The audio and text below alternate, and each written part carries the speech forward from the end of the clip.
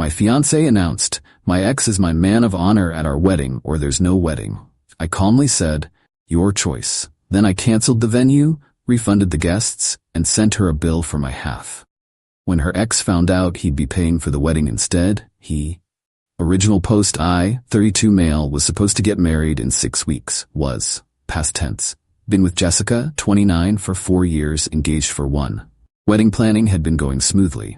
Venue booked, catering sorted, invitations sent. We'd already dropped about $28,000 total, split roughly down the middle.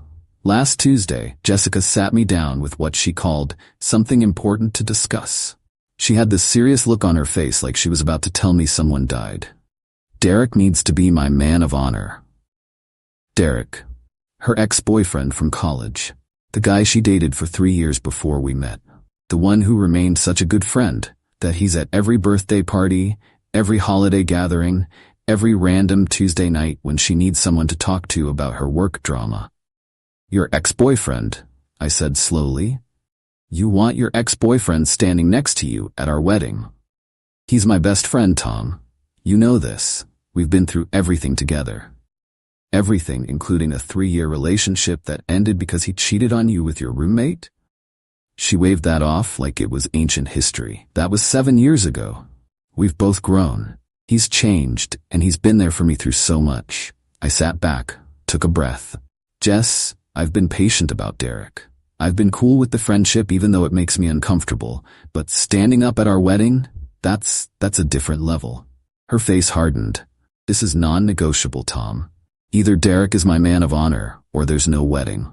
The silence stretched between us. She was actually serious. After 4 years together, after all the planning, after the deposits and invitations, she was willing to throw it all away if her ex couldn't stand next to her while we exchanged vows. "Your choice," I said quietly. She blinked. "What?" "You heard me. Your choice. Derek as man of honor or no wedding. You decide." "I already told you my decision." "Okay then." I stood up. "No wedding it is." "Tom, wait, you're being ridiculous. You're really going to cancel our wedding over this?" "I'm not canceling anything. You just did. You said no, Derek, no wedding." I said no, Derek, so according to your ultimatum, we're done here. I walked out, went straight to my home office and got to work. Update 1. 3 days later. The thing about ultimatums is that people who make them never expect you to actually accept the consequences. Jessica tried calling me that night, 12 times. I didn't answer. I was too busy sending emails. First, the venue. We'd booked this beautiful historic mansion. The coordinator was surprisingly understanding when I explained the situation. Since we were outside the 30-day window, they could refund 60% of our deposit. Not great, but better than nothing. Next, the caterer. Similar deal, partial refund, about 50% back. The photographer was cool about it. Full refund minus a small processing fee. The band had a strict no-refund policy, but they offered to honor the booking for a future date if needed. I told them to keep it open. By 2 a.m., I'd contacted every vendor. Then came the hard part, the guests. I drafted an email. "Dear friends and family, due to irreconcilable differences that have recently come to light, Jessica and I have decided to cancel our upcoming wedding. We apologize for any inconvenience this may cause. If you've already made travel arrangements, please contact me directly, and I'll do my best to help offset any non-refundable costs. Thank you for your understanding. Tom." Sent it to all 150 guests on our list. Then I did the math. Total spent, $28,000. My contribution, $14,000. Recoverable, $8,500. My loss, $5,500. I screenshotted every cancellation confirmation, every refund receipt, everything. The next morning, Jessica showed up at my apartment. I'd been expecting this. She had a key, but I'd installed a door chain the night before. "Tom, what did you do?" "Canceled the wedding, as we agreed. I got calls from my cousins. My mom is freaking out. You told everyone we're not getting married?" "We're not. You made that clear. Derek or no wedding, remember?" "I didn't mean. I was just trying to make you understand how important this is to me." And I understood perfectly. You prioritized your ex being in our wedding over the actual wedding happening. Message received. You're twisting everything. Derek is just a friend. A friend you'd cancel our wedding over, apparently. She started crying then. Not the pretty, delicate tears, the ugly, snotty, desperate kind. Please, Tom, we can talk about this. Maybe Derek doesn't have to be man of honor, maybe just a regular groomsman? Oh, so now it's negotiable? Interesting. 24 hours ago it was your hill to die on. I was emotional. You know how I get. Yeah, I do. You make ultimatums expecting me to cave. Not this time. So that's it? 4 years just gone? I pulled out my phone and showed her the spreadsheet I'd made. Here's the bill. Your half of the cancellation losses comes to $500. I'll need that within 30 days. Her face went from sad to furious in about 2 seconds. You want me to pay you? We both lost deposits. I'm not eating your half because you decided your ex was more important than our marriage. This is insane. I'm not paying you anything. Then I'll take you to small claims court. I have all the receipts, the cancellation confirmations, and about 15 text messages where you acknowledge we were splitting wedding costs equally. She stared at me like she'd never seen me before. You're serious. Dead serious. You made your choice. These are the consequences. She left, slamming the door so hard the chain rattled. Update 2, 1 week later. The entitlement escalation was swift and spectacular. First, Jessica's mom, Linda, called. I actually liked Linda before this. She'd always been reasonable. Not anymore. Tom, sweetheart, Jessica explained everything. This is all a big misunderstanding. No misunderstanding, Linda. Jessica said Derek had to be man of honor or no wedding. I chose no wedding. But you know how girls are about their weddings. She just wants her best friend there. Her best friend who she used to sleep with. That's ancient history. You're being insecure and controlling. Ah, there it was. The narrative had been established. I was the controlling boyfriend who couldn't handle his fiancée having male friends. Linda, she made an ultimatum. I accepted it. End of story. You're destroying her. She's been crying for days. Fix this. She can fix it herself by paying her half of the cancellation fees. Linda hung up on me. Then came the social media assault. Jessica posted this long, dramatic thing about how some people can't handle strong women with male friends, and how jealousy and insecurity destroy beautiful things. Her friends rallied around her immediately. My phone started blowing up with messages from mutual friends asking what happened. I posted nothing. Just sent the same response to anyone who asked. Jessica demanded her ex-boyfriend be her man of honor. I disagreed. She said it was that or no wedding. I accepted no wedding. Most people got it immediately. A few tried to argue that I was being unreasonable. I stopped responding to those. But here's where it gets good. Derek reached out. Not a call or text. This man showed up at my office. Security called up to ask if I was expecting him. I was curious, so I said yes. He strutted in like he owned the place. Derek's one of those guys who peaked in college, still wearing his fraternity ring at 30, still talking about his glory days as quarterback. We're mad. We need to talk, man to man. We really don't. Look, I get it. You feel threatened, but Jess and I are just friends. Nothing's gonna happen at the wedding. There is no wedding. Come on, don't be like that. You're really gonna throw away what you have with her over pride? Pride? She literally chose you over our marriage. She chose friendship. That's what mature people do. I laughed. Actually laughed. Mature people don't demand their exes stand next to them at their wedding. You're being pathetic, dude. Man up and let her have this. Let me explain something, Derek. There's no wedding. It's canceled. Vendors notified, guests informed, deposits lost. It's done. His face changed then. Wait, you actually canceled everything? Yep. But she said you were just being dramatic, that you'd come around. She thought wrong. The deposits, how much did you lose? About 11 grand total. I'm billing Jessica for her half. Derek went pale. Her half? She has to pay that? Why do you care? He didn't answer, but I could see the wheels turning. Then it clicked. Oh my God, she already asked you for the money, didn't she? His silence was all the confirmation I needed. That's amazing.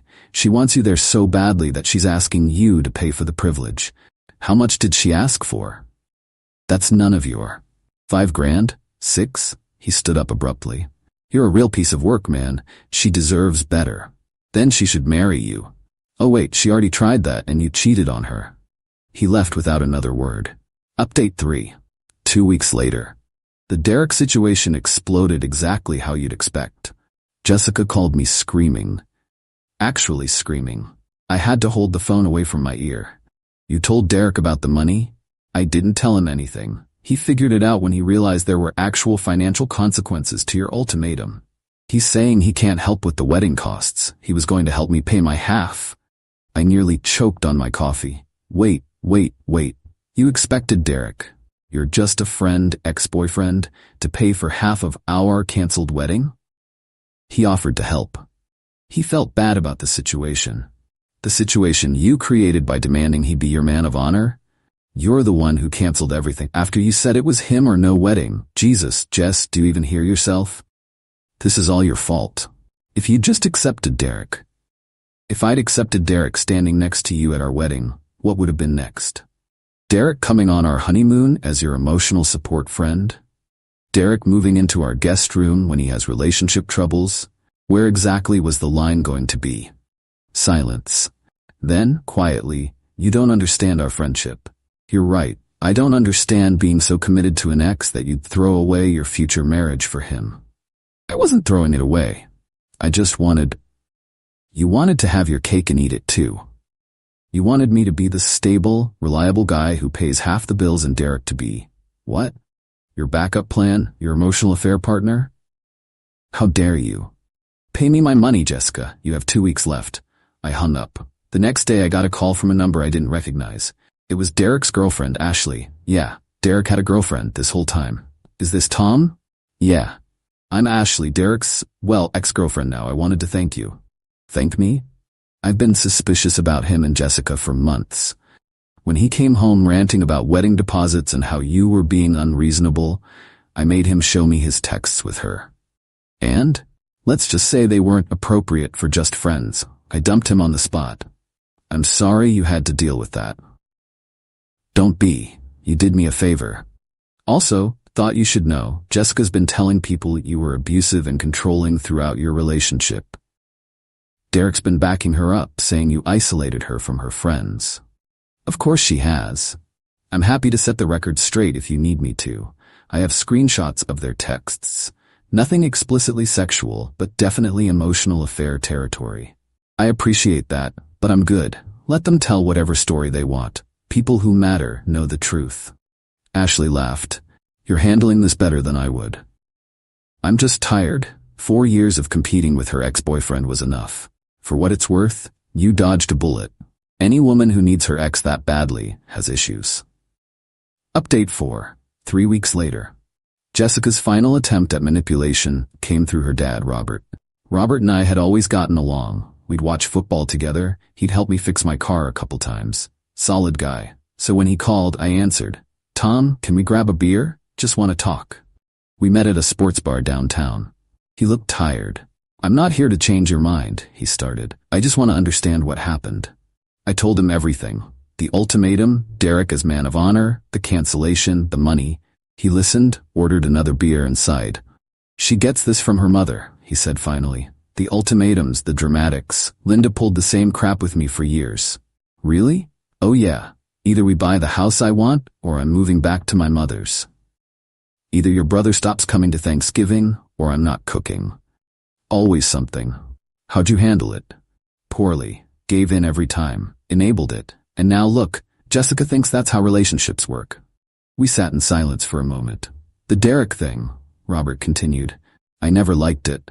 Told both Linda and Jessica it was inappropriate. Got overruled. You knew about him being man of honor? Found out last month. Told Jessica it was a bad idea.